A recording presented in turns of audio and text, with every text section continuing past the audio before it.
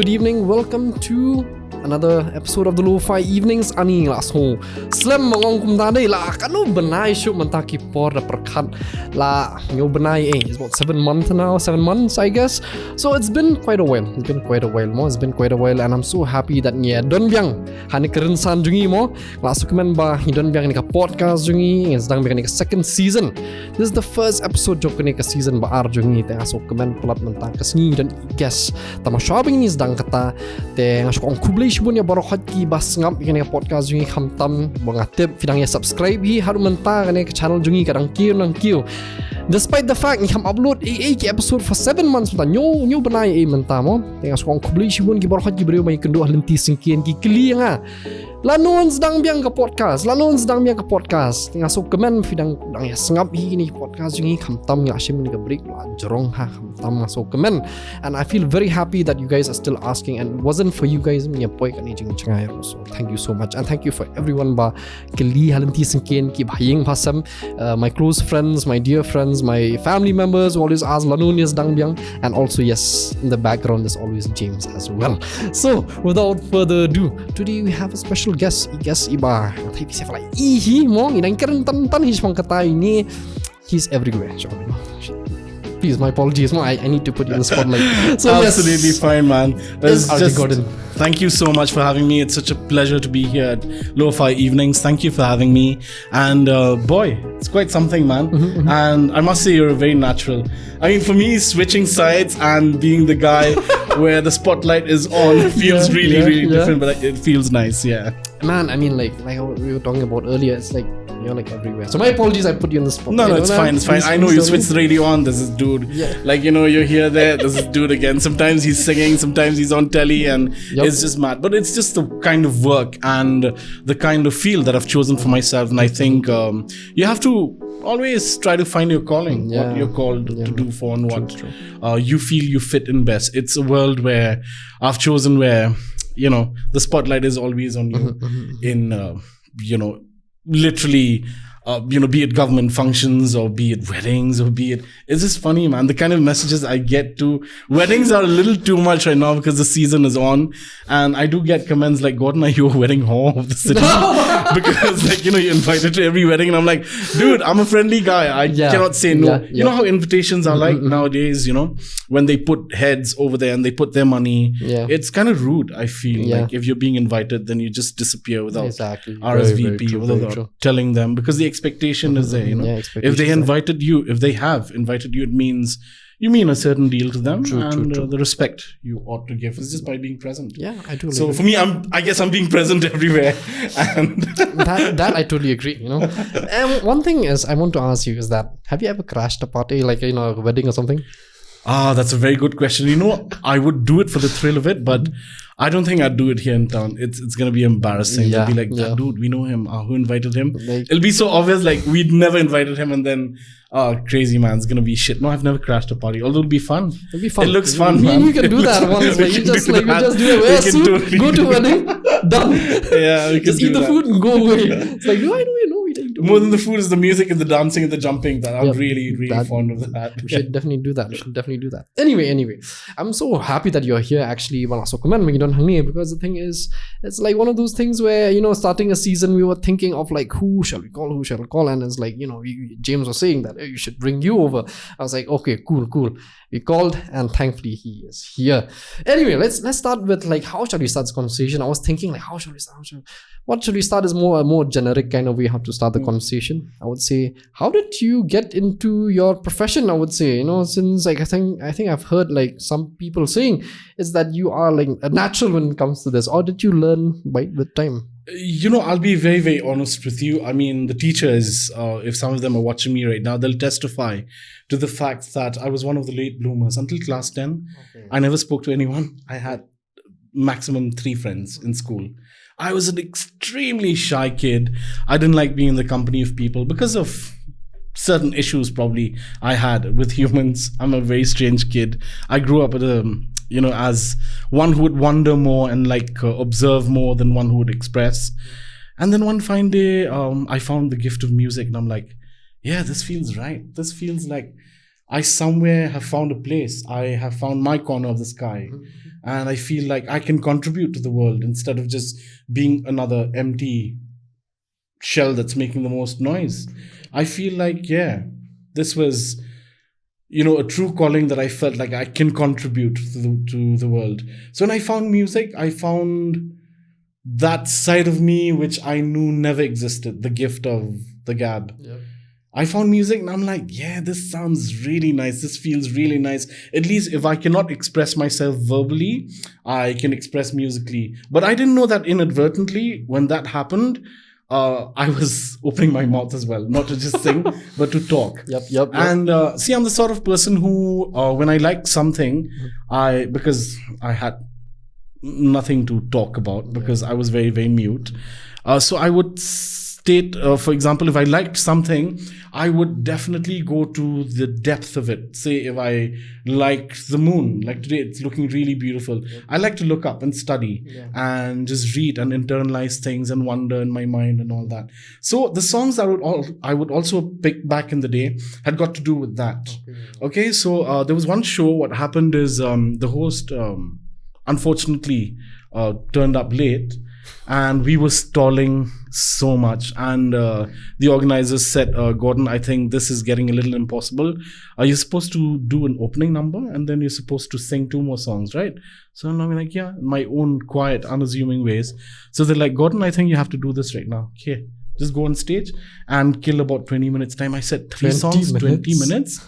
How do I do it? Said, no, just go entertain and all that. Just talk to people, whatever you can, save the show, because you'll have 40 minutes and people are not going to wait. They're going to walk out and demand for their ticket money back. True.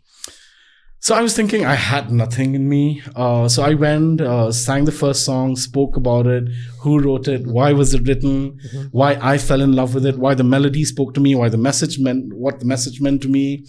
All these things. I was just looking at it and I was just embracing each and every song. When I was done, they're like, yeah, thumbs up from the backstage. Like, you can exit right now. I exited the stage and I'm like, done. I think you must be exhausted. You must be very exhausted, I guess. It was not exhausting because I was speaking about something that I was really passionate about. Cool, so it was like having a conversation with another friend. I forgot the crowd was there. So then what happened is 2 weeks later, one of the organizers said, hey, we're having this show and this and that. We want you to host this program. I'm like, I think you got the wrong person. I actually don't do that kind of work. I'm only a singer. You want me to come and sing? They're like, no, we want you to host. Wow. And I'm like, no, it's not placing well. I do not do this kind of thing. Like, it's not within me. It's like, no, we're telling you, it's part of you. Just come do it. So it was a little tiny government program. I'm like, okay. So call for the welcome address, internalize things. And from there, it just started, And then radio happened, and then again from one radio station to another. Because I didn't know that I would be so passionate about radio. Yeah. Initially, I thought, Gordon, are you fucking mad?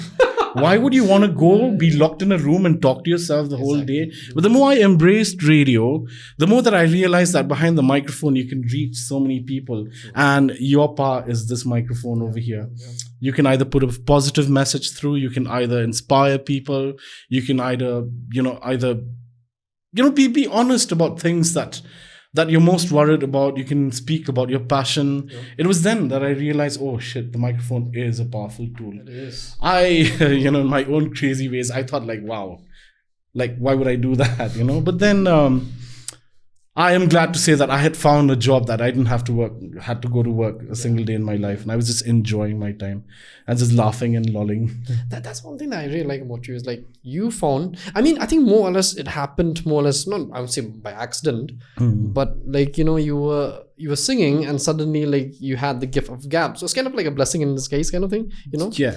So like, how did you feel like, being in such a phase where, people see that, okay, like you're a singer now, but now you have to speak. Like, was it shocking that you had this gift in you or something? For me, more than shocking, I think even to date, I do this. They're like, Gordon, how do you get out of your nerves? Like, introducing Ronan Keating and these big stars and this and that. And I'm like, for me, it's just another job that I need to go do. Mm-hmm. So that takes a second place. Because if I were to put that right here in front, or sometimes if you feel like, you're so important, if you give too much self-importance, then I think you would not even reach anywhere. Half the battle already, you feel like you've won, but then you haven't even started in there. Like they say, pride comes before destruction. So, yeah, it's just another job for me. Really.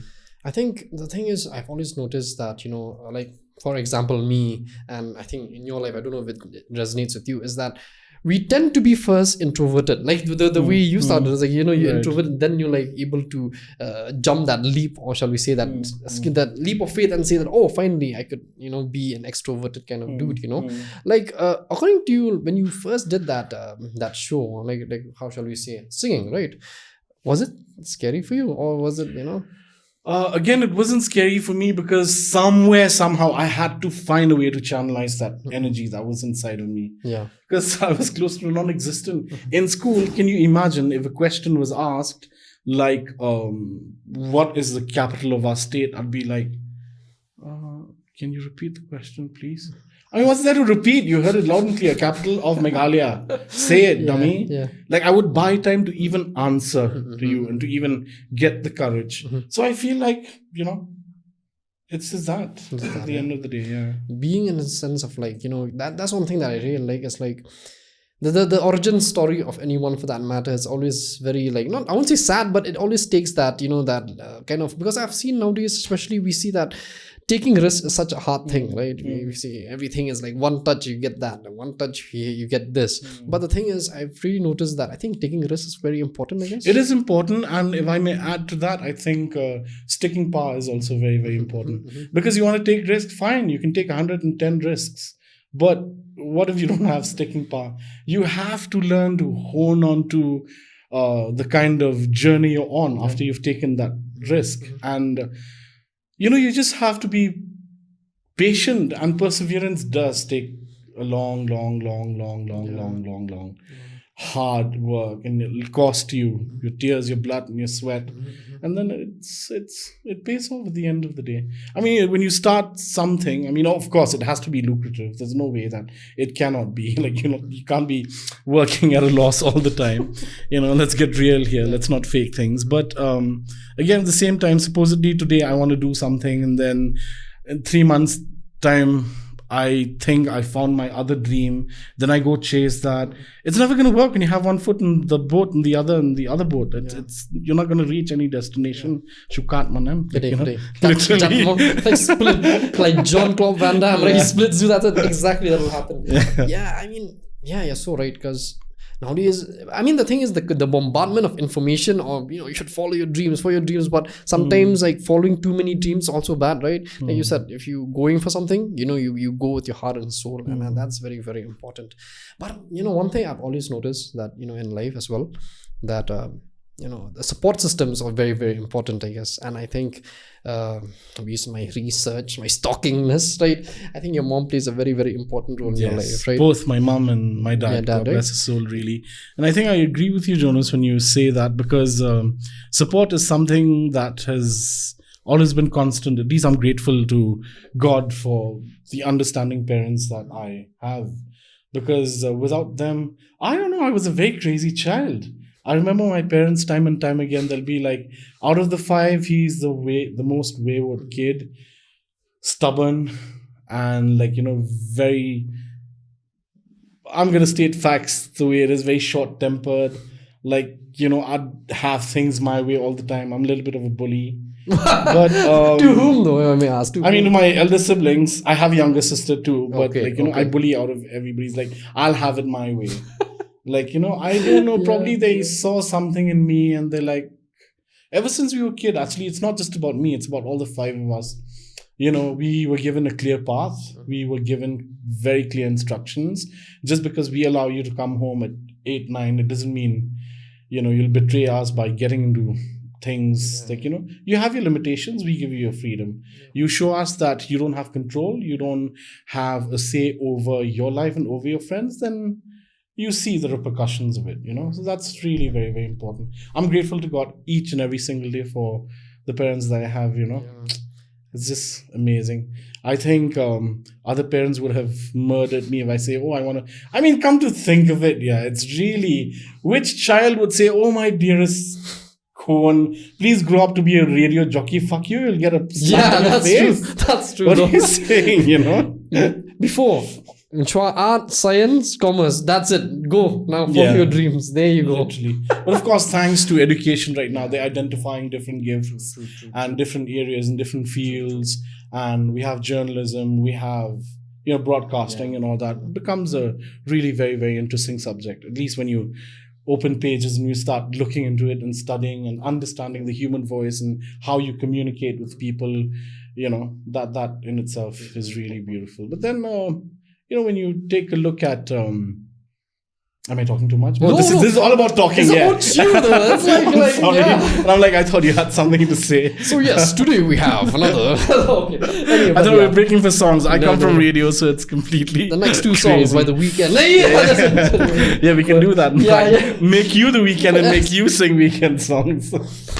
Oh my goodness, yeah. I think you must be getting used to that. Like, okay, after this break, there'll be 3 songs. Back to back. kind of all thing, the time. Because for us, it's a very different medium altogether, where people tune into the radio to listen to songs instead of us blabbering away. Yeah. So for me, like, if I say I have 120 seconds max, I love it. I love the sound of it. Because for me to go on and on and on and on and on and on talk, I get bored. Sometimes I'm like, I think I'm talking too much. I'll just shut up, listen to the song, and I'll take 5 songs and I'll be right back. Yeah, I always do that. True, It's just, and I guess radio's worked for me for the longest time is because I don't have, a radio persona. I am me off screen. I am me off the microphone.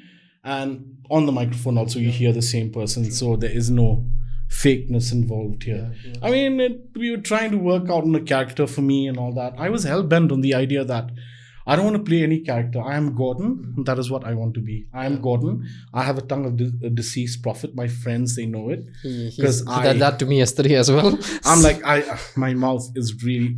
Ugh. I frighten myself too, at times. I'm like, how can you be so disgusting with the things I say? And, I'm very random also. I feel like out of the blue, I'll do mad things. But that's a good thing. But that's right? the way, or rather that is how I've always defined myself. And if you do these things, if you keep being random, if you keep discovering sides to yourself, I bet you'll find the strangest things about yourself. But by the way, did you know I can command a sneeze? Like right now, if I want to sneeze, Really? I can sneeze. You give me 20 seconds. I hope you don't cry. Can you cry in command? No, that's Okay. no, I'm not that dramatic. But I can command the sneeze. If I want to sneeze, give me a minute and then I go chew. Guys, that's a gift, okay? That's a gift. I know it's a gift about keeping shut and trying to find yourself out. I guess. Yeah. But man, having like a gift to sneeze though, that's the one thing altogether. Me and my cousin, I don't know, once we were just playing and we were humming and all that, like, I want to sneeze. And then she's like, yeah, even I want to sneeze. Let's do this again. Then it's very, very simple. What you do is you tease. I don't know. It's because I've got allergies. She's got allergies to like severe rhinitis. My thumb, my index finger, I just do.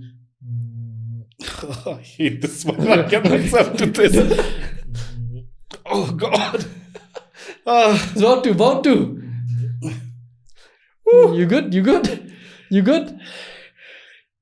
Wow. Excuse me.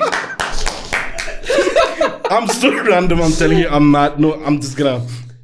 I have to hold it. Otherwise, I'm gonna not stop sneezing. Okay, Gordon, behave. The gift. No, carry on.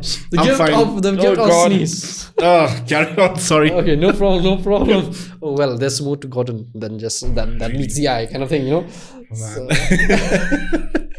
I'm random, I swear to God. but that's a good thing, right? I mean, that's the main reason why we started this podcast. Is that so people can listen to who you are, Because people and always discover. Yeah. Because they always look at you in the lens of, oh, he's an RJ, oh, he's a host, and that's it, But having another lens seeing to your life, that makes people understand that, especially from the comment sections. People always say that, I get inspired by the way he talks, or I get inspired by his story. I'm definitely going to do, what he does, or some of that thing. But have you, since you being genuine both sides, off and off on screen, have you ever noticed that, some people, they always say that, oh, maybe probably you're faking it, hey, you're a faker kind of thing. That happened to me a lot sometimes, Yeah, I'm pretty sure we come from, I won't say just society, but the world is like so. Time and time again we hear these, and I do get messages time and time again. And I'm so glad that we're living in this generation where people can directly reach out to us. Like, for example, I bet you feel the same also when you get people saying, "Oh, bale pikran dang ktin nong way, oh, bale pikran dang ktin pareng." It's not all about that. We want to get we want to have a wider reach to the audience. Ngin tikran dang para kasi tamangi kajing sutho kajing sam bentalem jong ka aka bangi don kasap kapong bangi lahikai lade man man kasingi kakut no hangni hangi tang hari khasite. Why not share it? And as it is, come on, English is still the official language of the country. English and Hindi. So I don't see any reasons as to why. I get a lot of messages saying, "Oh, believe some trim krem pareng palat." I mean, I don't know trim nam trim.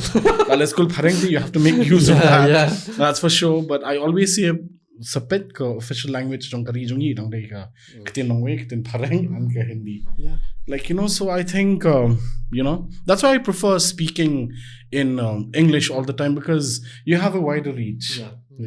Because when you speak only in Khasi, then your reach is limited, no? Yeah, the audience gets smaller. It tends to be smaller, right?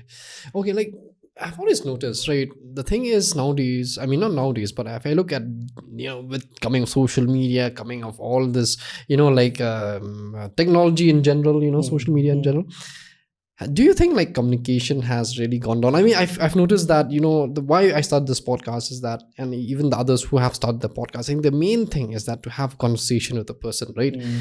And I feel like nowadays, communication is gone. Especially like if you look at, any generation for that matter, it has noticed that there's a certain like limitation. Now, I feel like with the coming of DMs, you can just DM a person, right?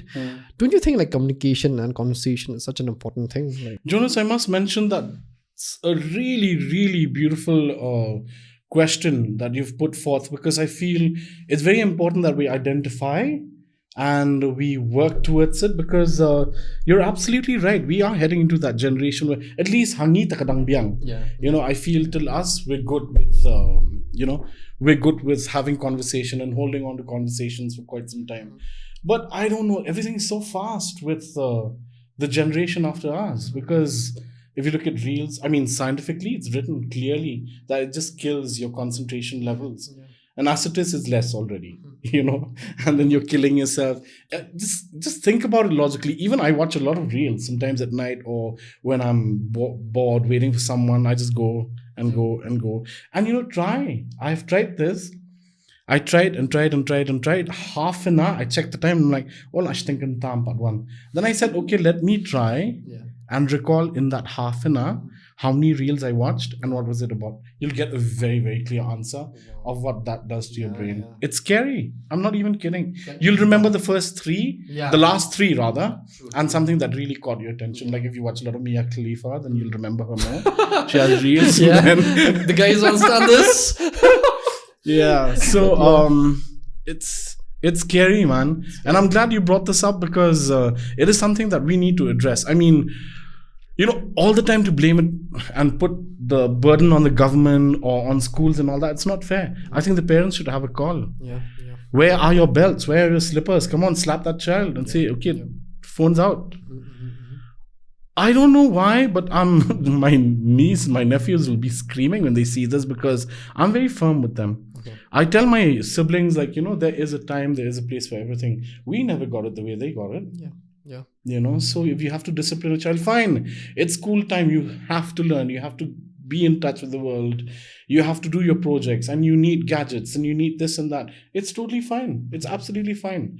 The next thing you find, you're dancing to reels. Next thing you're acting stupid. And you're flipping your hair back and forth. What the hell is wrong with you? Get them back to reality and tell them, no, this is not the way. It's done here. I think I remembered, like you were saying that you just stopped in the middle of the room and say, look at that bitch over there. She's like doing her TikTok, God. right? Oh God, my Lord. No, I'm not kidding you, Jones. That was one of the scariest moments, at least in my life. I was driving, imagine I was at a speed of what, I'd say 60, because that's a one-way. One way. I'll be very fair. I was driving at 60. And because it was a turning, I decided to, ease my speed. And then at that blind curve, I saw the girl going like that. Fuck me dead. I lost my shit, obviously. Yeah. I slammed on the brakes. Imagine, man, if thankfully she was a little far off. Yeah. Otherwise, she was right at that curve, I would have slammed her. And the blame is always on the guy behind the wheels. Yeah. Come to think of it, I think we have to understand that safety always matters. And we've got one shot at life. We screw that, too bad. Yeah. I mean, if that's the way you want to dishonor your parents and the people you love, then fine by me. But at least the people that I love and the family and all that, I think instilling these little values, not boring them to death, but instilling these values and telling them, what is what in life is crucial. And I think we need to keep a constant check on that and not have, go and forget about it and just go with the flow. Sometimes it's important to swim upstream. What say you? Yeah, I totally agree with that. Yeah. I mean, I always notice that most of the time, like, it's and all this it has reached a point where, even the parents, they are scared to discipline the kid. And that has like really huge repercussions, I would say, right? And I wouldn't say that even those who got disciplined like me and you, we have been beaten up, we've been thrown outside, we have had that danda in our ass kind of thing, But the thing is I have noticed also is that we also have our own trauma, right? But I think more or less, this is such a huge debate we can debate on this. But the thing is, don't you think that, it's necessary to bring back the old school thing, like getting beaten up for the right reasons, that is, I'm not saying for the wrong reasons. I think, to generalize that everybody is not doing it. Also, I will not say that, I'll not agree to that because I do have a lot of friends around, a lot of families around who they're very stern with their kids. Stern love is important, You need to put your foot down and you need to clip their wings when the time is right. Otherwise, when the child is spoiled, you'll have no one else to blame but you. And I think it's very, very important also to know that you govern them instead of having that pakhna or that mama or that madu who they're scared of. Like, I don't think that works. The kids should love you and fear you out of respect. It's not fear you because you're a tyrant. No, it shouldn't be the case. And I think it's so very important that we keep our kids so grounded, man, this day and age. I mean, I went, this was a few years ago before the lockdown. I went and I picked up my phone. I decided like 5 years is a good time to change my phone. So I did. It was not spoiled. I was being a little spoiled myself. And I said, no, I just want a nicer camera and this and that. So I don't think it's important for me to mention names. I picked up this phone, pretty swanky, pretty nice. And then he's like, oh, that's good. But why are you opting for an Android? I'm like, Gordon, just go for an iPhone. It's you. And I'm like, dude, it's going to give me the same. Fine. Processing bit and security bit. Let's not look at iOS. I mean, it's so much better. Apple, I would say. Yeah. But then I looked at him and I said, no, I mean, I'm not going to do that. I mean, it's just like as expensive, little less than the iPhones. But I'm like saying, no, I mean, it doesn't make sense for me to do that because I do not believe in it. So why would I go the way the world does? I'm happy with using a product that keeps me happy. It makes me look good. It makes me sound good. I can still have the same calls and all that. And then I actually went with him to his office. We had a chat. And he just pointed the file and said, Gordon, here are the files of our government servants. And they've already come to booked for the latest model because, they all want an EMI. And clearly, Gordon, it's not for them, it's for their children. Wow. I sat and he said, Gordon, people earning 60, 70,000 a month also, they come for EMI to get an iPhone, which is 120 and all that. I'm like, woo, great, good for them. Good for you.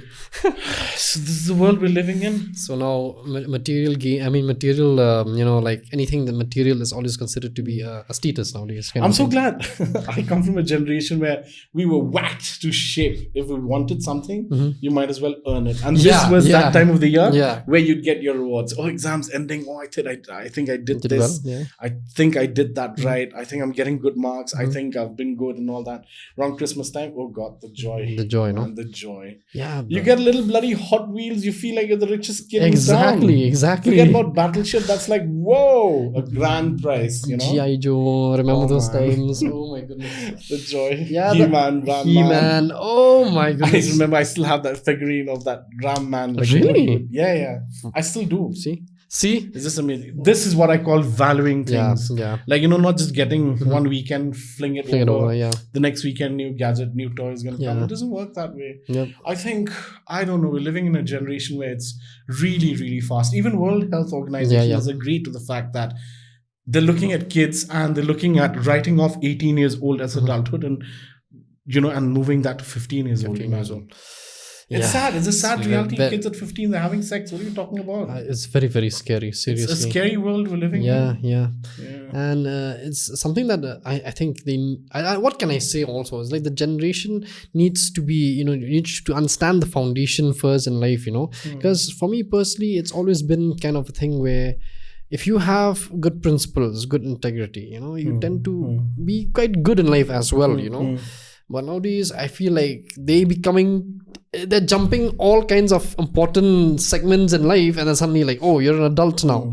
So have you ever noticed that most of the time, I'm not trying to like belittle anyone for that matter, but when you speak to anyone nowadays who's like 18, they like so like, mature, it's like, oh, we know this, there's like, sometimes like, okay, I feel very immature, I guess, in front of them, but that's I think that's the generation that we live in. The exposure they get is also super crazy. That's why kids nowadays are far more intelligent, and parents sometimes they feel a little not threatened. I won't use threatened, but they shy away of having a confrontation with their kids because it's like they will pinpoint and they'll say this is that is that. Yeah. I'm glad I'm not a father. I'd like shut you up and slap in your face.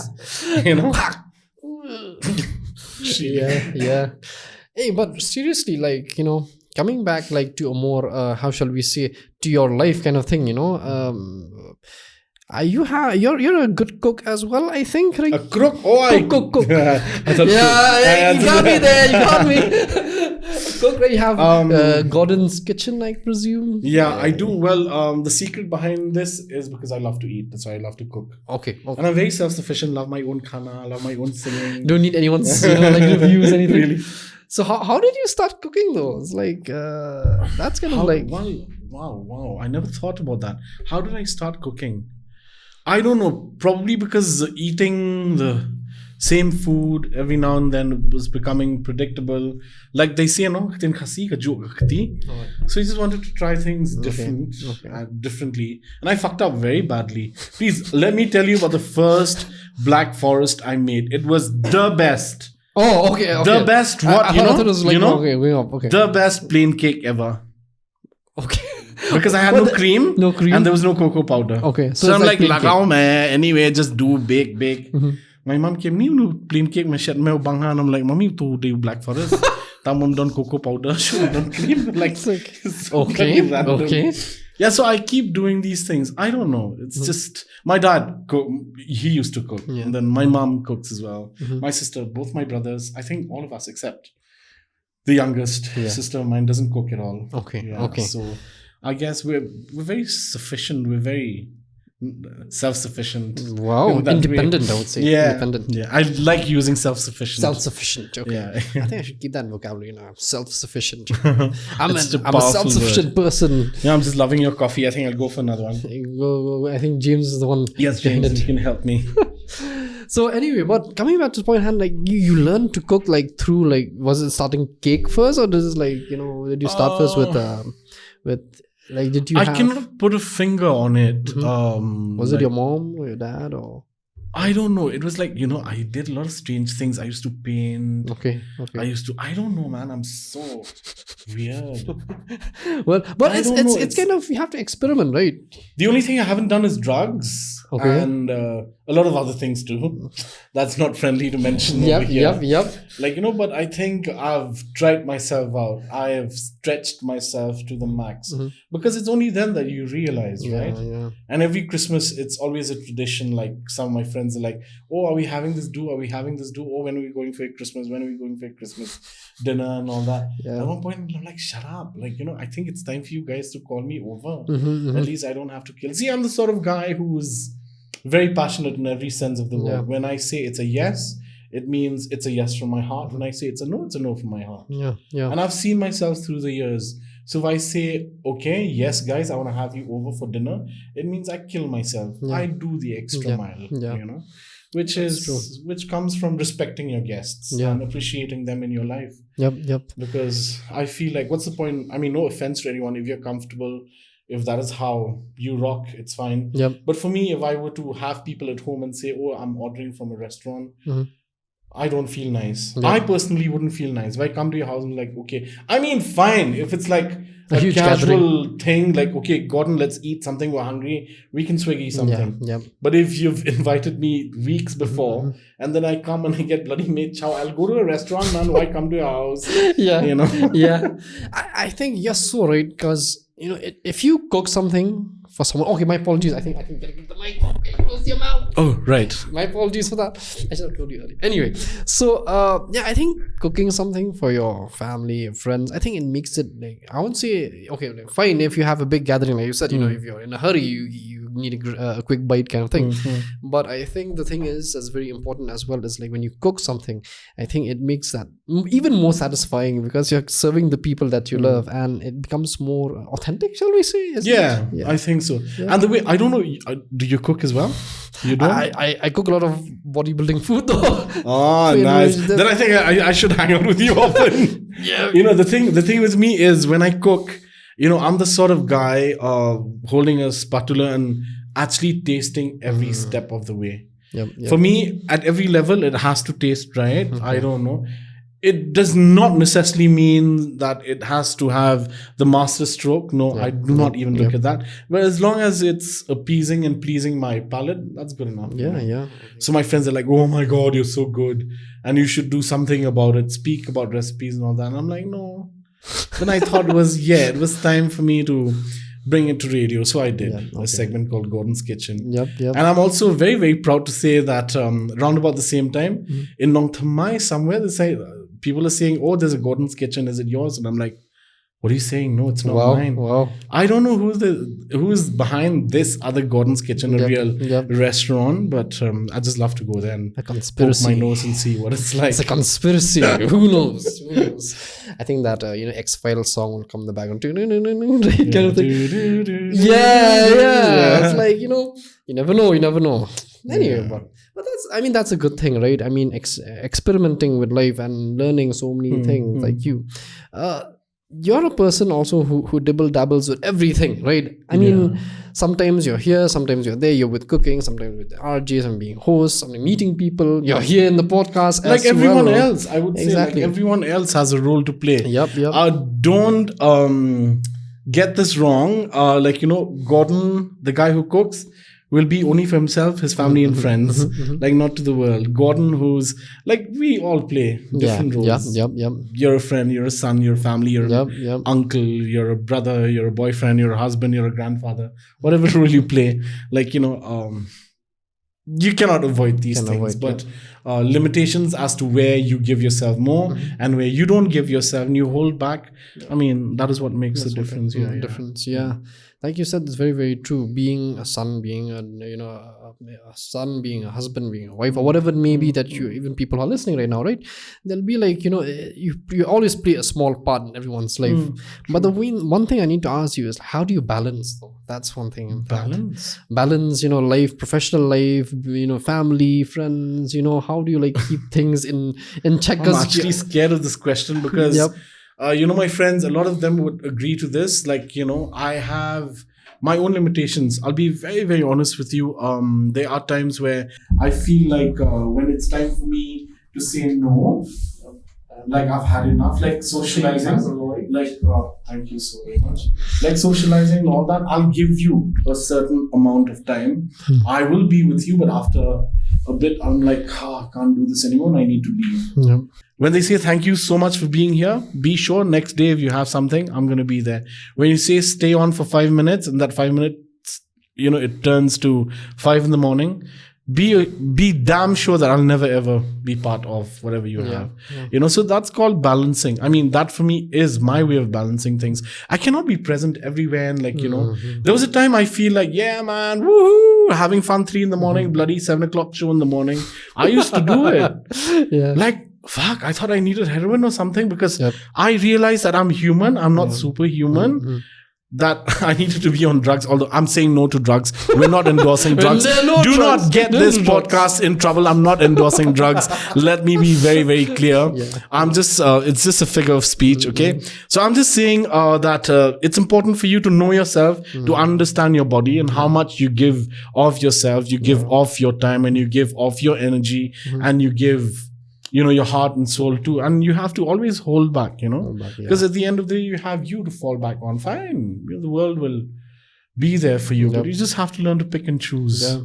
Or if not that, if you have a personality where you are picked most of the times and you would respond with the same love, but then you just have to know when you cut that and you look at the time frame. That's so important. I feel it's really very, very important, because you need a lot of time to unwind. For me, a lot of people say, I had this friend of mine, we were touring while I was still singing, and I would talk to him in the morning. He'd be like, look at me, and he would look angry, he'd look upset, and I'm like, shit, did I say something wrong last night?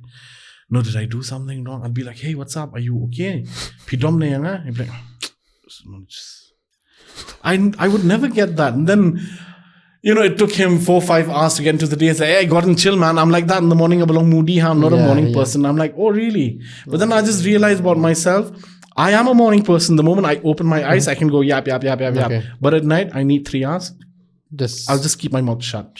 I'll not look at my phone. I'll just stare into the ceiling, stare into the sky, wherever. But I just need to unwind, because I think it's all about balancing your body as well at the same time, and your mind and your soul. You need to be quiet at some point in your life. Otherwise, you can't say, okay. That I don't know how people, if it's fine by you, it's fine. But for me, I can't do that. I have to assess things. I have to look at where I want to be next, what I want to do next. And it's all about that, man. I feel it's so important. Exactly. Yeah. Because if you do not reflect on yourself, then I don't know who's going to do it for you, because only you yourself will know your journey, right? And where you're meant to be and what you're supposed to do. Yeah. Have you ever had those phases in life when I think like a social person like you meeting a lot of people? Remember, it's like those times where you feel like, I'm gonna, one day I'm not gonna talk to anyone. I'm just gonna have like me time kind of thing. I think you really need that as well. Or do you? I do that, as I mentioned, I do that at night. Unless you appear to be rude. To go out in public and suddenly you don't want to talk to people, then there's something wrong with you, for me, I feel that doesn't agree with me. If you're out, you're out. But then I have my reservations. There are days that I talk a lot, and there are days that I just want to keep shut and just hold back and say, okay, chill a little. And there are days that I take myself away from conversations. There are days that I feel like, okay, I need to put in my thought in it. But I don't know, Jones, if you're gonna agree with me or not. I don't know. This is gonna sound really weird. But believe it or not, I'm great with one-to-one. You put me in a group setting, that is it. You're fucked. The next thing you'll find me, I'll be like taking my glass, I'll be disappearing. I'm known to sly bounce every party I go to. They'll be like, just keep your eye on Gordon, just watch, he's gonna disappear. After 12, 1 o'clock, and I'm like, hey, nice, man, cool, chill. We're having fun. Then no time to like, hey, cool, Ajasha is like, he's like that only. For me, it overwhelms me, because I feel like, okay, I'm with you on this conversation. The next guy, I'm something. The next guy, I'm something. Then it's like a bullet from every angle. I don't know. I'm yet to learn, probably be socially more intelligent, but I get really awkward. I'm great with one-to-one. Again, I'm saying like one-to-one conversation. I can go on and on and on and on. And I will, in fact, I challenge you that I will not talk you down as in that, but I will, see, right now we're having a conversation. You're so like, you can communicate in such a way. I think that's very important, like having a huge crowd sometimes, it tends to get quite intimidating, I guess. If the crowd is homogenous, it's easy for me. Like I'm hosting up on stage and I see 1,000-2,000 people, it's fine for me. But if I see 20-30 people that I can identify with my eyes, I have a problem with that. You get nervous. I'm not ashamed. No, I don't get nervous. I get very disturbed. Okay. Yeah, probably there's a particular energy that doesn't align with mine. I sound like somebody moving with a crystal ball. Like, crazy, man.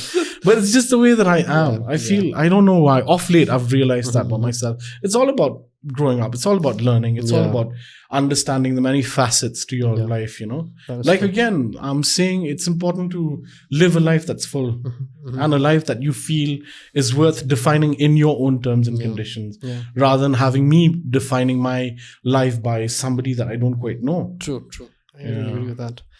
Man, but sometimes I feel like, like for example, like for me personally, I've always noticed that living life to the fullest is always like one of the things that I always strive for. Try to have not too many regrets. Yes, regrets are always there. Of course. No major ones, right? But yeah, that's so like you hit the nail on the head kind of thing, So, I think being brave is so important because we get just this one shot at life. Yeah. Just this one shot. You get it right, good for you. You get it wrong, there's something great to learn from that. But, if it knocks you down 10 times, you get up 20 times. It's really important that you tell yourself that every other single time. I think a lot of people have also asked me this question, Gordon, you've been doing radio for a long time. How do you manage early morning getting up? If it's raining, if it's cold, and this and that. For me, the two things that I fear most in life is he's a failure and he's a lazy guy. But flop, but these are the two words that crushes me. I'm never afraid to tell the world of things that I fear. And these are the two things that I fear the most. I never ever want to be a lazy guy or a guy who's like I've mentioned just now. It fears, it just scares me. I think it works. It works when you have these certain demons that's out there. Of course, we do have a lot of demons inside of us, but if we have these brands that you don't want to be branded with, I think it helps you move further. Forward. I said for me, it's just that I don't want to be called lazy because why? Because it's raining. You don't want to go to work. Like fuck you. Like seriously, man, go get a life. Like because life is difficult. You want to give up, loser? Fuck you again. Like no man, I don't get it. I totally agree.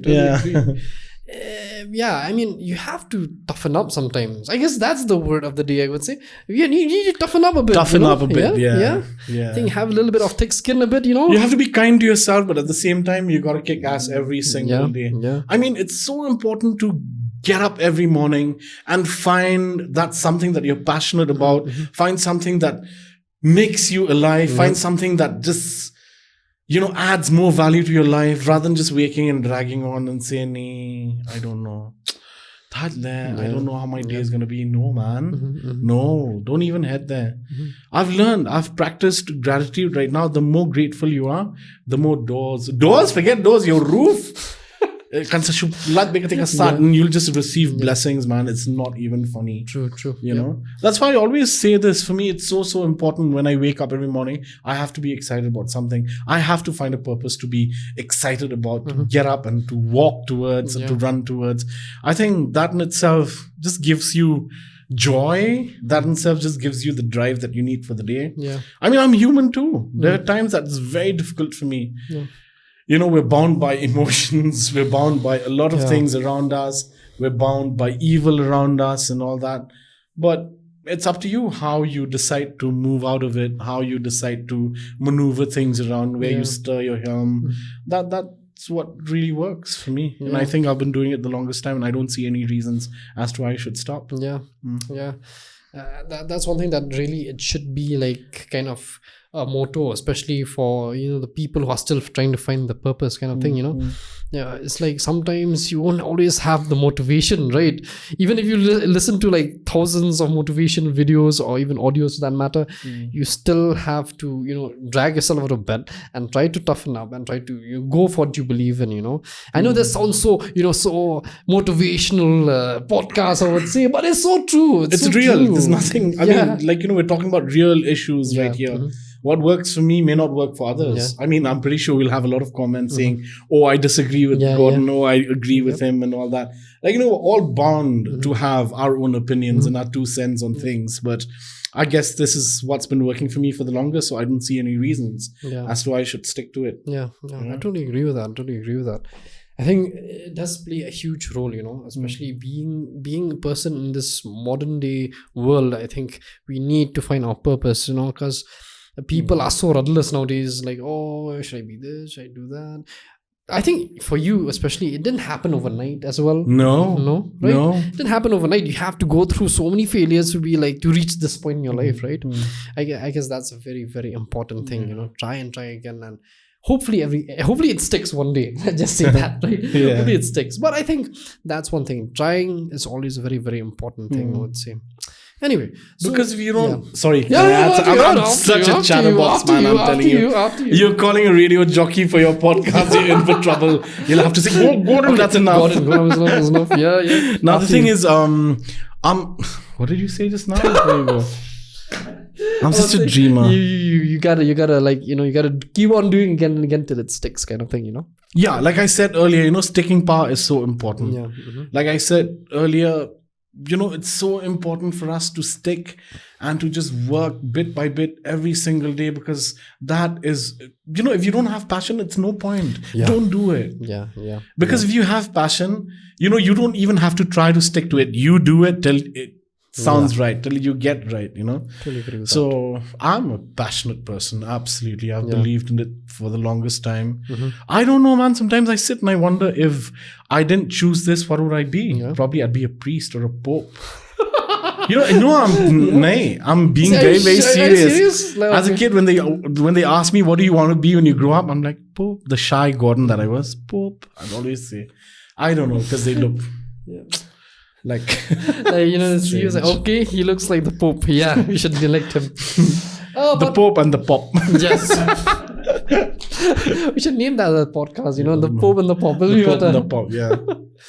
Yeah, but seriously, like we talked about it. It's like, since you have talked about, a lot of issues in your being an RG and all that, like, what are the testimonies that you have heard from people that, you have inspired them to be a certain way, or because of your words, because of your, the inspiring words that you have given to them, or through your, way you speak? It's like, because of you that I have reached this level. Have you ever encountered people like that? Like, like with the years of experience? To tell you honestly, it's something that I'm very uncomfortable to talk about. But yes, I will appreciate the fact that there are a lot of people who reach out and they, and they tell me of things they've gone through, and sometimes it just gets a little too much, because I get involved in their energy. Like, supposedly somebody randomly will message, Gordon, this is what happened, I lost so and so, and I was just listening to you dealing with your personal loss with your father, and you were so brave about it, talking on radio and crying about it, and why the hell should I not cry? He's my father. Lost him 6 years ago. And I'm not going to fake my way and say, oh, everything's going to be all right. Yeah, daddy, you're in heaven. No. Yeah. I will be real about it. Pain is real. I will not fake things like that. Yeah. So many a times, be it professional, be it personal, emotional, social, a lot of people have spoken about these issues, and they've reached out, and they've liked the way I handled situations. They've liked the way that I can be a savage to, about these things. Yep. And just say things the way I want to say it. And, a lot of love, a lot of support from them. That's how I'd keep it. I like to keep it simple. Yeah. Otherwise, it'd be like, oh, that dude is a little pompous. And that's one of the things that I do not define myself with, And I'm not going to mention, of late, somebody personally messaged me saying, Gordon, believe it or not, I know that you're not the type of guy, but, being in the public, you under the spotlight, and you putting that sort of comment on a particular group and all that is so not cool at all, dude. I said, look, I'm not here to please or offend anyone. Yeah. I feel that way. I'm going to say it the way it is. Yeah. So there's another element of people talking, and I understand that came out of love. Yeah. He didn't outrightly put me down to say, and I feel like I do agree, but there's no stopping. I am not representing the devil or the priest himself. I am representing me, Yep. and I'll state things the way I see it. A few of my friends and I'm like, took a screenshot. I'm like, what do you think of this? It's like, Gordon, you've always been you. Fuck all, man. Just do whatever you feel like. So, like, I'm never going to be in politics. So that's for sure. I'm never going to be a priest. So that's for sure. So I'm safe. Like, That's true.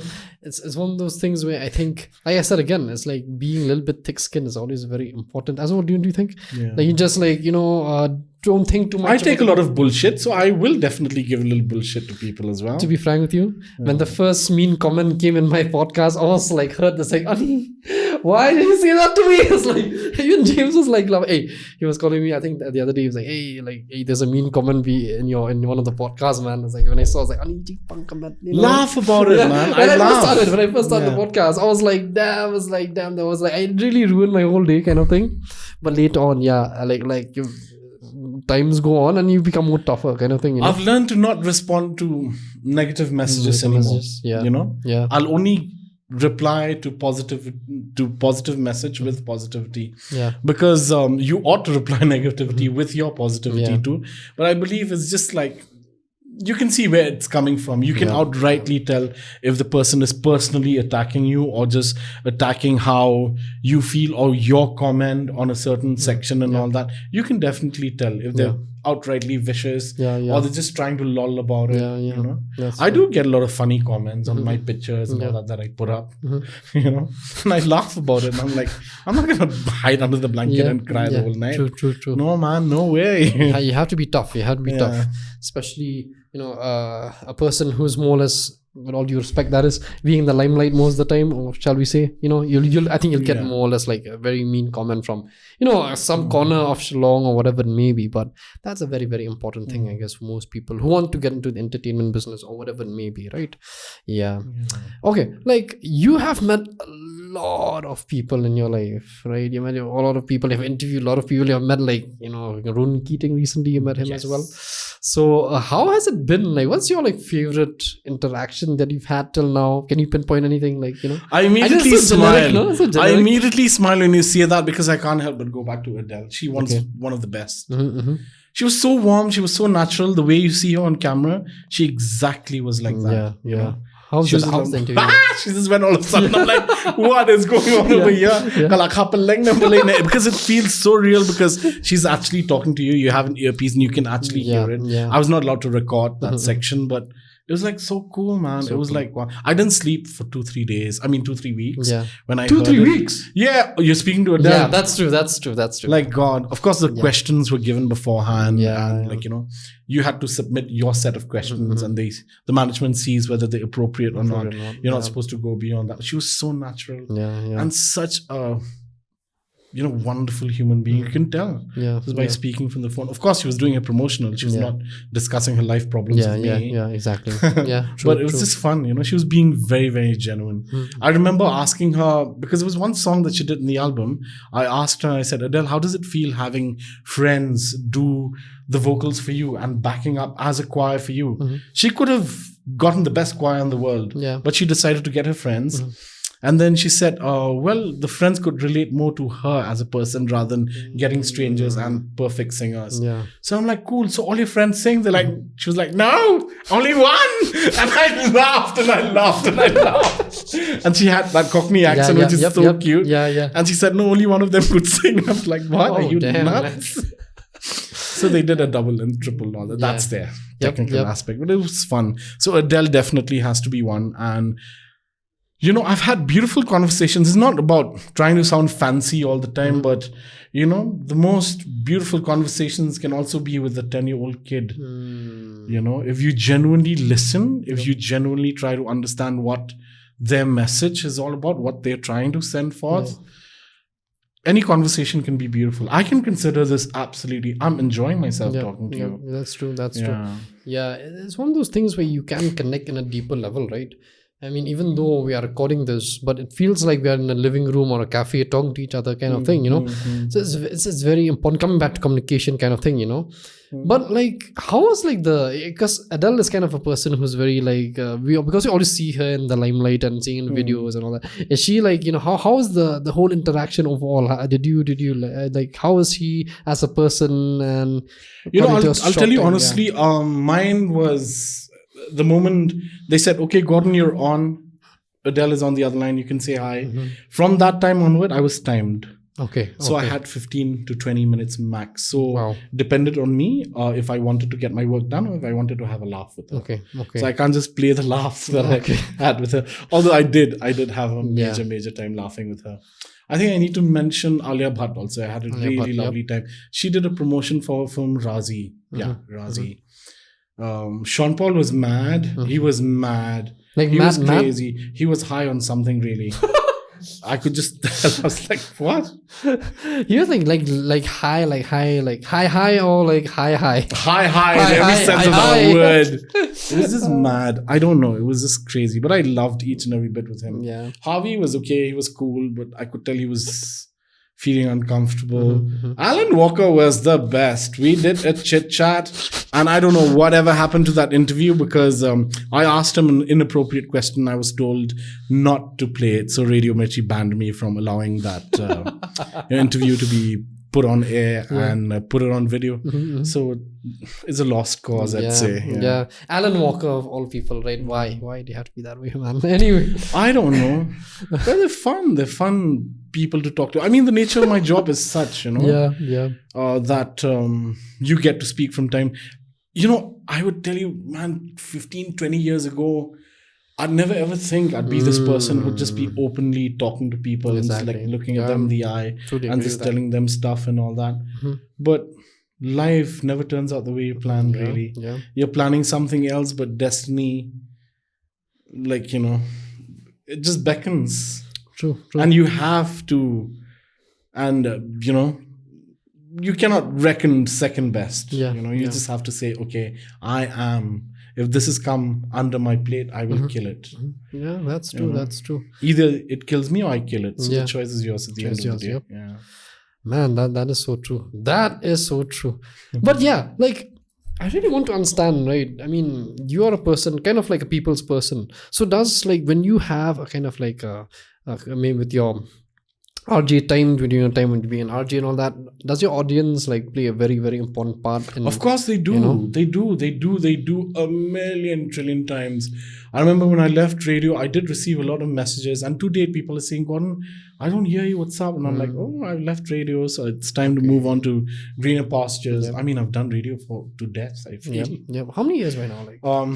Started off when I was in college, 2008. Wow. Imagine, man, it's a long time. What class are we in that time? Imagine. Yeah. I was in college. I was barely out of college, and I was dragged in. I'm like, how did I get here? The more you do it, the more you realize yourself. And I guess why it worked for me is because I never ever knew how good I was. Yeah. I was told, Gordon, you're a natural. And I'm like, no, I have to get it right. To date, you think I like the sound of my own voice? I want to throw up.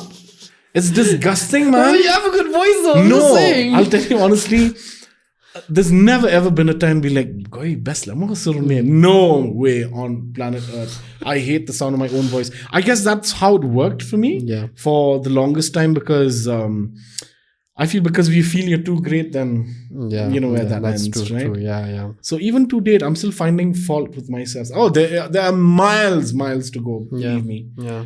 You've never ever arrived in life when it comes to anything. Yeah. Unless if I'm sitting and co-hosting with Ryan Seacrest, babe, we'll talk about it. Yeah. Then I have arrived in life. Ryan Otherwise, you're like, whatever. It's just another job to put bread on the table. Yeah. That's or true. cake. That's true. Or cake. Or pusao. Dark black forest, right? The so-called black forest. True. Yeah. But that's so true, man. That's so true. I totally agree with that. Man, but seriously, it's like you said, audience plays a very, very important part, and if it wasn't for them, we wouldn't be here right now speaking as well, right? I mean, they play such an important part. It's just amazing to receive a message from them saying, Gordon, I'm driving all the way to Guwahati listening to you. I'm just having chai in Nongpo. I just decided to message you. Yeah. Random people say, thank you so very much for playing that song. Thank you for reaching out. Yeah. I randomly would say, I would imagine things, I'd be like, hey, the song goes out for that lonely one in the car driving far off. Yeah. I know, I'm actually talking to you. It's like I become personal. They're like, fuck, how does he know I'm driving alone? Yeah. It's about that magic touch you have with people. And they would randomly say, "Oh, I'm having tea right now, and I just want to reach out. Thank you for playing that song and for actually speaking to me." See, for me, if I were to address on radio and say, "Ladies and gentlemen, welcome," blah blah, that's not going to work. You have to be personal. You have to be authentic, genuine. More or less. Absolutely. And if you have to address one person, Yeah. I know that many people listening to the radio, especially the rush hour in the morning, but you always have to single out people. You have to always identify that there's your friend over here, that you're personal with it, and that's how you reach. And I didn't know I was very popular. One of the best things I've received was the security came, met me, and he's like, "Oh sir, there's people, they want to speak to you, 2 school kids with their father." And I'm like, "Hey, I didn't invite anybody at 8 o'clock in the morning."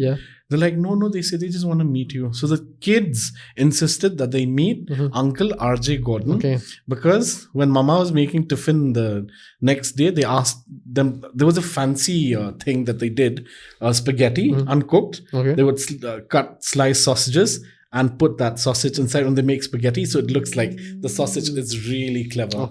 Thanks to the mom. So they decided to to reward this guy who accompanies them to school every day. And I was really touched. And I had a pastor also coming with his kids and saying, "Oh, we know that you love Naga food. This is what they have decided to." I'm like, what? Sometimes you feel, you're just doing this job.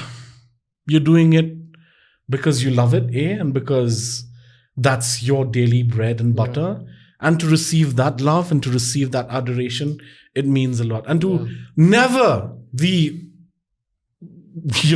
crazy foul-mouthed me would believe I would have kids listening to me. So then I realized, okay, I need to pull back a little. I mean, I'm very radio friendly on radio. I'm very, very decent. Yeah, very decent. You put the mic off, you're like, "Gordon, my ears are bleeding."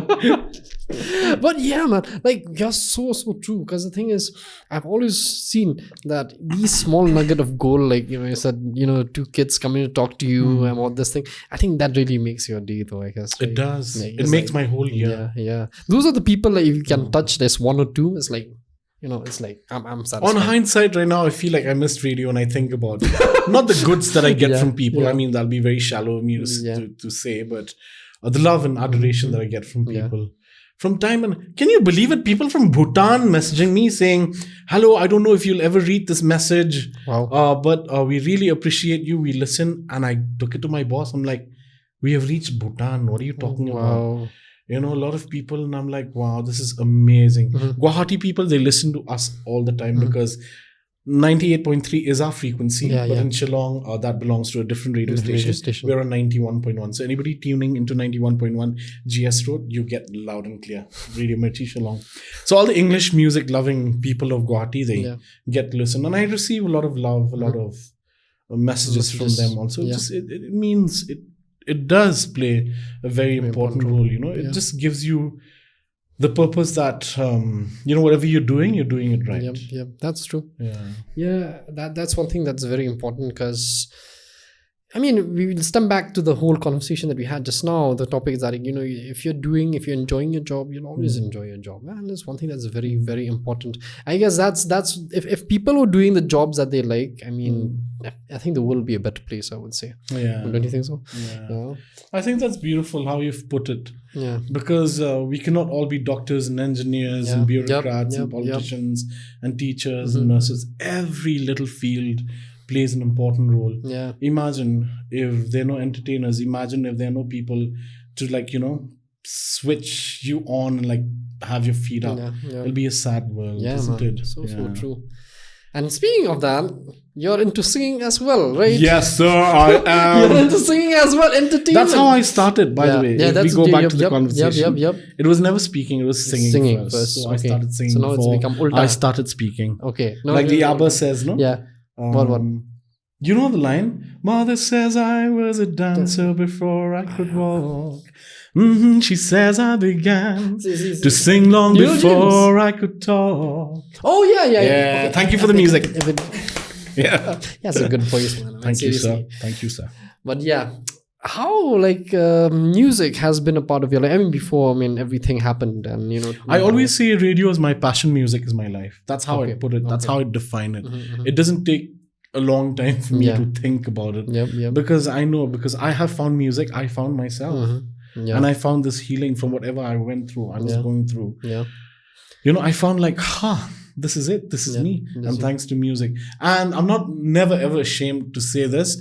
The first time I ever fell in love was a really sad song. It'll make me like a sad loser right now. I Will Always Love You, Whitney Houston. Okay. I was in class 2, 3. You sang To that song? date, it has become my favorite song. Wow. There is no way. So when I feel like I owe my musicianship to Whitney Houston because I loved that song so much. It touches you in a different way, kind of thing. It just hits me so differently. Yeah, really. I totally agree. Yeah. And did like you have an amazing voice? Did you learn naturally, or is like someone taught you? You have to have the seed within you. That's imperative. And then once you have the seed within you, thanks. I had a great teacher like Neil Nongkandi, the late Neil Nongkandi, sang with the Shillong Chibuk. In fact, we were the founding members. And I left before India's Got Talent because I feel Ajib Dasto, what is that, Yado Ki Bharat and all that. It's not my type. So I just left before India's Got Talent. And I promoted myself to the sister, Auntie Pauline, who I really, really love and adore.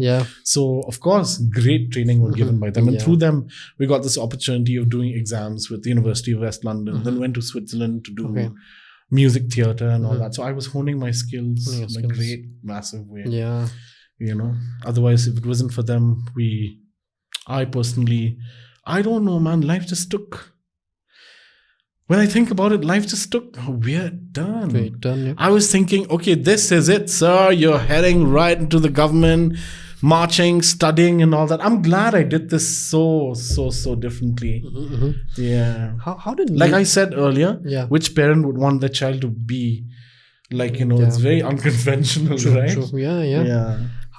How did Neil Nongkandi played a very important part in your life, like his impact in your life, if I may ask that is? To tell you honestly, he was a very difficult taskmaster, I'll tell you. But he was difficult when he knew you had the gift within you. He would make a donkey sing in tune. You can well imagine how much more for a human. And he's got exceptionally sharp ears. God bless his soul, really. And he shaped. And he gave me my first love for classical music. Initially, I'm like, oh my God, that noise is creepy. But then the more you listen to it, the more you're like, wow, there's so much depth. There's so much of life to that music. And right now, you tell me about classical music, I will weep. I will sit. I often think to myself, in fact, I had this conversation. I said, if I were to go to an opera house and see an opera, I think I would commit suicide after that. Wow. Why? Because the music overwhelms me so much just by listening, just by looking it on tape. It just feels like, wow, this is unbelievable. By the way, no suicide and say no to drugs. I'm telling you, I'm a very bad influence. So, from drugs to suicide. Well, no drugs to suicide. No, I'm endorsing the wrong things, really. But no, I'm telling you, the music, it's just like, everything is exaggerated. Even emotions and all that. O mio babino caro, if you remember. I don't know if you listen to classical or not. Or many singers have covered it.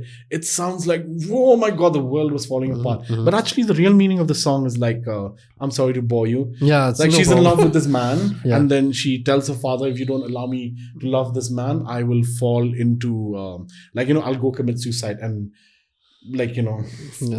throw myself off a bridge. But then hey, you watch Mr. Bean, right? Remember that song? He said, there's one operatic song that he listens to all the time. It's just the same song again and again. So that song is about telling her dad, I'm in love. If you don't allow me to marry this man, I'll kill myself. Classic Bollywood kind of it's it's exaggerated, but it's so beautiful. So thanks to him, I love classical music. And Auntie Pauline, however, for me personally, has been, has played a major part in my growing years, I feel, as a person, who I am and the things I should value in life. Of course, she was definitely an added bonus, although she hates hearing this. She's like, she gets very embarrassed when we speak about her in that way. But she's played a very, very crucial and good part in my life. And, I've just been so blessed being guided by these two exceptionally brilliant teachers, That's so true. I mean, being in the midst of them, it's like they consider like more as legends when it comes to in music and everything in Shillong, you know. And that's something that's very amazing. Okay, let me ask you like this very, very, you know, I hope you don't mind me asking, what is your like your fondest memory of your Barnil? Like the best, like, you know, you can remember, like if it's funny or it's quirky or whatever it may be, if I may ask. You know, Auntie Pauline always says that I have her brother's sense of humor. Okay. So I think it's always a reflection of each other. We're both crackpots, man, I tell you. Like he looks at me and I will not state things like that, but even to the present Shillong Chamber Choir members, few days, in fact, a few weeks before he passed away, Donna would tell me, you know, Uncle Neil remembers you very, very fondly. Iba would tell me the same thing. You know about Gordon, Uncle Neil can ma wife you to bed and all that.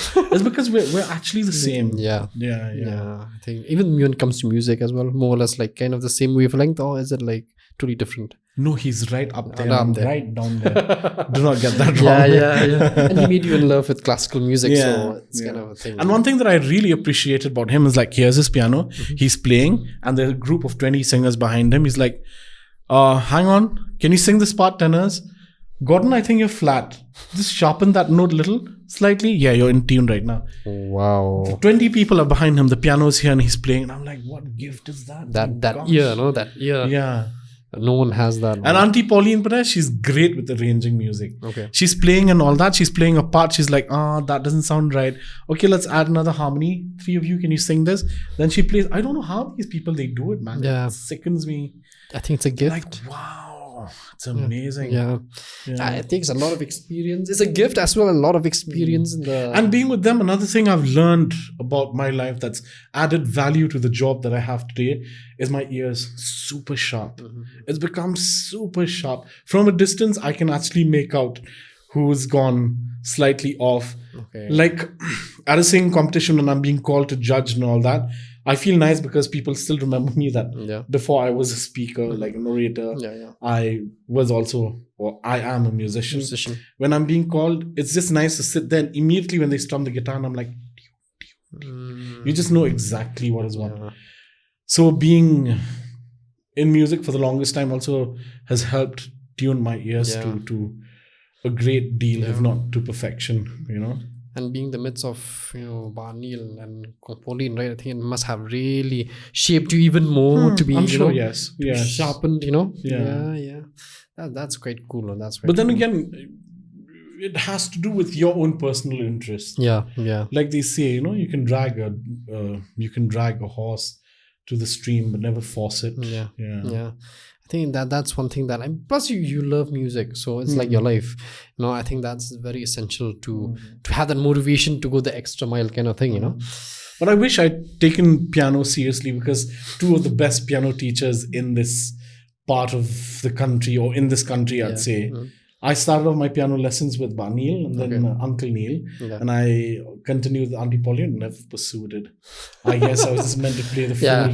I think voice is your thing kind of thing, you know. Man, I've tried everything, man. Like guitar, I've tried bass. It never worked out. I think the gift of gab comes to play. You just have to find your own calling. Yeah, you have to find your own calling. But yeah, seriously, one thing I gotta appreciate after looking at all of your pictures on Instagram and even in man, you have really good sense of fashion. Seriously, bro. Whoa, really? Yeah, wow. yeah. Thank you so very much, man. Seriously. Oh, that is a huge compliment. I feel like I pull whatever, like, you know, the XL size that I have. Check this guy's Instagram. Seriously. Well, that's so kind of you, man. That's so kind of you. Where did you get your fashion inspiration? This was gifted to me by my cousin Denzel and his wife, Megan. And I bought myself. I don't know, man. This is crazy. And my handkerchief. Wow. Thank you so very much. Seriously. I never thought I have a great sense of fashion. You have a good sense of fashion. Seriously. I don't know. I just wear whatever makes me feel comfortable. Yeah. If there's a color that I like, I pick it and I wear. I lagao. If you don't like it, too bad. I like it. Let me keep it. Yeah. Don't pass judgment. I'm not asking for an opinion. That's true. Yep. Like, you know, but if I'm asking for an opinion or if you ask for an opinion, you're done for, you know. But I mean, he has. You just check it out. Thank guys. you. Yeah, seriously. I was like, oh, this guy has a good sense of fashion, and you know, like the suits that you wear and all that. I mean, I think hanging around with Daniel's Aim. Daniel's Aim is my best friend. So he actually did the work for the last festival we had. And I told Daniel, just zhush this up. And he's like, yeah, I'll know what to do. When I went, I said, Daniel, what have you done? He said, I'm just doing what is appropriate for stage. I said, I can't wear this, man. I think you're mad. Like, I can't outdo the shine that all the superstars already are. He's like, no, Gordon, just wear, believe me. And I also believe my friends. I listen to my friends a lot. I think the guidance of good friends, I mean, the opinions and I think it's very important. The wisdom that you get, right? It's so important. But the fashion sense is really good though. Thank you so much. Seriously, I think even James would appreciate being so nice, man. At least, I thank God that I made his day, so that's a good thing. But you really have good sense of fashion. Seriously, bro. Thank you. But anyway, I think, man, we have covered so many topics, I guess, and I think people would really definitely enjoy. Even the people who would tend to disagree with him. Also, I think people can get an insight to his life as well, how he has made his way. So I guess why don't, as always in our Lo-Fi Evening podcast, we always try to conclude with kind of like an inspirational kind of quote. Like what do you want to say to the viewers? I want to shout out to anyone. I think the camera is yours there. I think right there. Yeah. Yep. First things first, I just want to say, like I said earlier, I don't know how much of it did you get, but I think what's important is living a life for yourself that's full, because I feel half-heartedly, if you're just going to live and drag yourself, then there's no point. Really, there's no point. You have to be able to wake up every single day and tell yourself it's okay, even if the weight of the world is on your shoulders. Tell yourself it's okay, it'll only make you stronger. It's okay to go through life situations, and it's totally okay also to cry. Cry if you must. Weep. Scream if you have to. But then again, lying forever over there is never ever going to help. You just have to dust yourself off at some point and realize that, God will give you only what is good for you. Remember that. And I think I'd just like to state on that. And if you have passion, remember to work hard, remember to have perseverance, because it is so important to have that, because the family around you will see how much dedication you have, and that's where all the support will come from. And I guess it's so important. It's no point for you wanting to become a photographer 1 month, the next month you want to get into something else, in the following month you're like, no, I think I want to get back to studying. It's not going to work. Think, sit with yourself for a long time, no matter how long it takes. Sit with yourself, find yourself out, perch deep inside your soul, and really seek for answers as to what you want to do. And like I said it several times, I'm going to say it for the last time, we have just this one shot at life. It's up to you whether you want to make it in life, whether you want to be a rare diamond, or whether you just want to be like common pebbles found anywhere. And stop comparing yourself to others, guys. I think it's a very, very, very, very important. It's so important for us to not feel threatened. Of course, it's good to have competition, but always remember, if you look at the night sky up, look at the stars, there's so much of place for everyone to shine. So I think you should not feel threatened by anyone. You shine your way and you'll shine differently. And that's how we're all going to contribute to a constellation of stars. We're here to make a difference. Wow. Give him a round of applause, guys. Thank you so much. Thank you. Thank you so much, RJ Gordon. My pleasure, really, being here. It's nice having you, because one of the things that have really made me quite happy of this... I'm so sorry, my phone came up. Actually, I thought of announcing something. But anyway, the thing is very important is that you are here is one thing that, I'm excited, because you have been so inspirational in many ways. And I've heard you in the radio so many times, so I'm a big fan as well. But the main thing is that, people can get inspired by you. And that's one thing, to hear your side of the story. Right? So that's very, very important. So thank you very much for today. I thank you for your time, man. Seriously. No, it's been a real pleasure, and I feel really, really fortunate that for this brand new season you've decided to include me, and starting with me. Yep. So I'm just wishing your podcast the very, very best. Thank you. I hope that you'll get more people who will come up with stories to truly inspire you and inspire your followers. I think that's what you're here also for, to make a difference, isn't it? True. I totally agree with that. And that's one thing that we try to do, is just have unfiltered conversation. And that's very unfiltered today, I guess, right? I hope there's going to be a lot of beeps, because, oh my God. But thank you so much. And my pleasure. I hope that both of us can work together one day in something that maybe can make a difference, right? So Yes, God we bless you, shall. man. We shall for sure. Thank you so very much. But before we end though, I just want to have an announcement that we're going to have very very soon a panel discussion about inclusivity. So we are collaborating with MPRPD Meghalaya and CRCDA Meghalaya very very soon. It's going to be on December 4th. So the panel discussion is going to be from 2:30 onwards. We are collaborating with Bethany Society and various others. So please do come. It's going to be very productive for everyone to listen. And I think after this you're going to see like an ad for them and a video that they have made. So check them out and do come over. And that's it, man. That's it. I don't have anything more to say because he has said everything. So yeah. Anyway, have a great evening and yes, go get a cup of coffee, a cup of chai, and just have a good conversation with someone else. Until next time, see you soon and God bless. Yeah, done. Great, Done. fantastic. Oh my goodness, man. Thank you so Thank very you so much. much, man. So enriching.